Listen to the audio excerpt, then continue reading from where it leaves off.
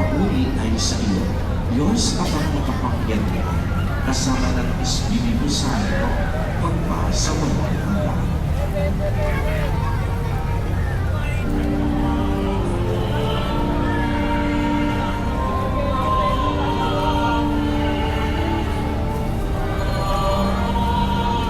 Sa lahat ng masama.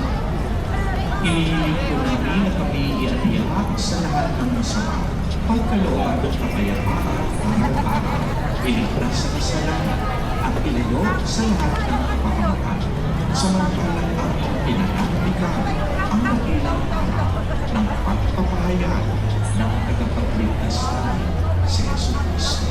Sapagkat iyo ang kaharian at ang kapangyarihan at ang kapurihan magpakailanman. Amen.